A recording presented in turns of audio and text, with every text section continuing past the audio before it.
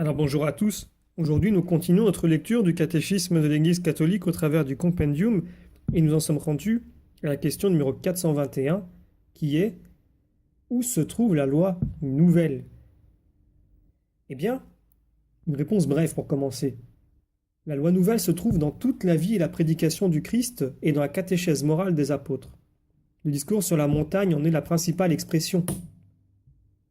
Et donc, pour étayer ce propos très bref, prenons les paragraphes 1971 à 1974 du catéchisme, qui nous disent ceci. Au sermon du Seigneur, il convient de joindre la catéchèse morale des enseignements apostoliques, donc notamment comme Romains chapitre 12 à 15, 1 Corinthiens chapitre 12 à 13, 1 Colossiens chapitre 3 à 4, Éphésiens chapitre 4 à 5, etc. Cette doctrine transmet l'enseignement du Seigneur avec l'autorité des apôtres, notamment par l'exposé des vertus qui découlent de la foi au Christ et qu'anime la charité, le principal don de l'Esprit Saint. Nous pouvons lire en Romains 12, que votre charité soit sans feinte, que l'amour fraternel vous lie d'affection, avec la joie de l'espérance, constant dans la tribulation, assidu à la prière, prenant part aux besoins des saints, avide de donner l'hospitalité.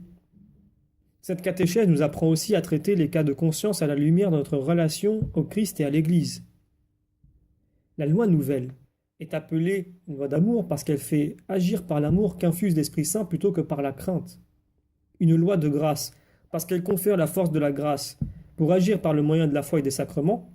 Et une loi de liberté parce qu'elle nous libère des observances rituelles et juridiques de la loi ancienne, nous incline à agir spontanément sous l'impulsion de la charité. Il nous fait enfin passer de la condition du serviteur qui ignore ce que fait son maître à celle d'un ami du Christ. Car tout ce que j'ai appris de mon Père, je vous l'ai fait connaître, nous dit le Christ. Ou encore à la condition de fils héritier. Outre ces préceptes, la loi nouvelle comporte aussi les conseils évangéliques.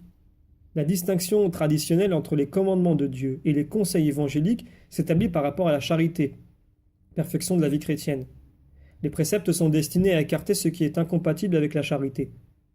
Les conseils ont pour but d'écarter ce qui, même sans lui être contraire, peut constituer un empêchement au développement de la charité. Les conseils évangéliques manifestent la plénitude vivante de la charité, jamais satisfaite de ne pas donner davantage. Ils attestent son élan et sollicitent notre promptitude spirituelle. La perfection de la loi nouvelle consiste essentiellement dans les préceptes de l'amour de Dieu et du prochain. Les conseils indiquent des voies plus directes, des moyens plus aisés, et sont à pratiquer suivant la vocation de chacun. Dieu ne veut pas qu'un chacun observe tous les conseils, nous dit saint François de Sales, mais seulement ceux qui sont convenables selon la diversité des personnes, des temps, des occasions et des forces, ainsi que la charité le requiert. Car c'est elle qui, comme reine de toutes les vertus, de tous les commandements, de tous les conseils, et en somme de toutes les lois et de toutes les actions chrétiennes, leur donne à tous et à toutes le rang, l'ordre, le temps et la valeur.